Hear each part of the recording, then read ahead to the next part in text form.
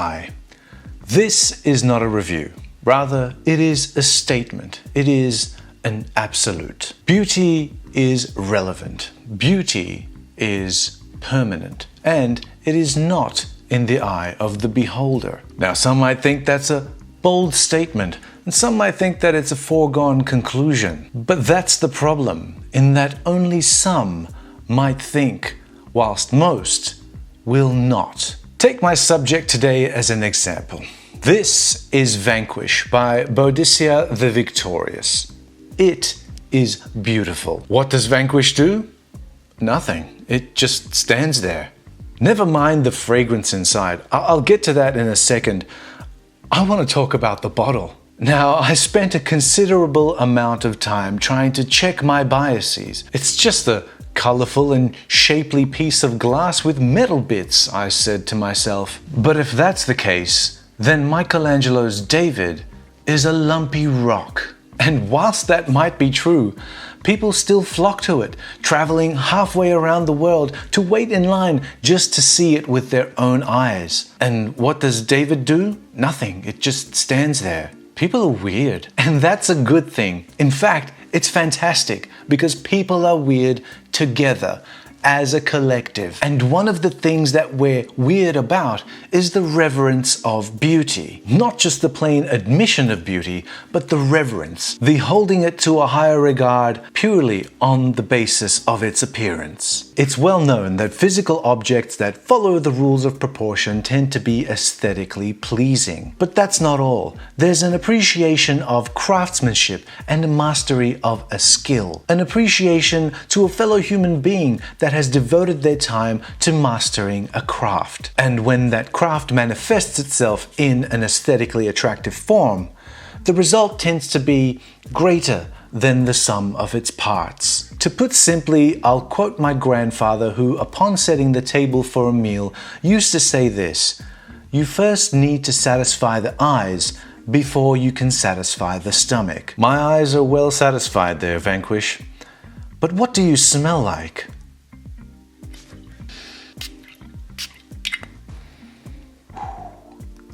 Now, if I were to be cliche about this, I would list out the note pyramid. But you know me, and that's not how I roll, and that's not what I smell. What I'm greeted with is an orange grove that's spent too much time in the sun, and so they've moved it inside an old church that's now being used as a market, which sells things like fruit, flowers, spices, and cheese. And all of the shopkeepers are freshly bathed. And the market is active in that there are people casually wandering through. And their movements bring forth wafts of certain elements of that market's wares. Beams of sunlight pour through the church windows, caught by the wooden beams that form the structure of the market, the heat expelling decades-old aromas absorbed in their patina. And legend has it, if you're at that market today, you would still smell the scent of it on your clothes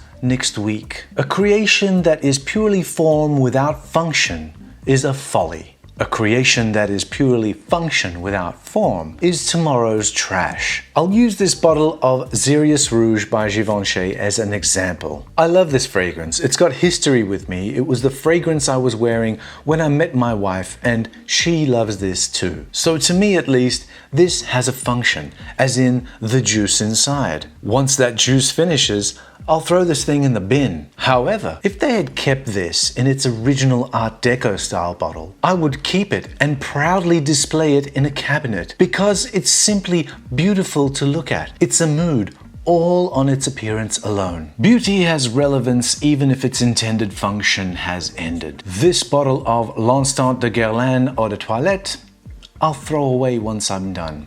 But this bottle of Lidge, I'll keep. This bottle of Opium Eau de Toilette, which I love, I'll throw away once I'm done. But the Eau de Parfum, I'll keep that, and I'll be proud to display this in a cabinet. Even this Roja Création E Parfum, or Enigma Parfum, one of the finest fragrances I've ever put my nose to.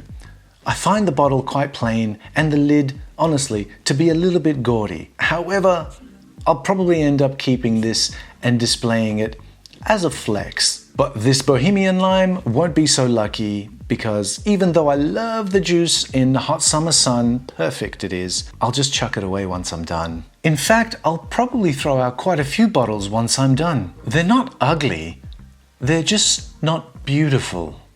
But Vanquish I'll keep, and I'll be proud to display because it's beautiful. Beauty has permanence. Beauty has relevance beyond its purpose. It serves to please. It serves to impress. As in, make an impression. And impressions lead to inspirations.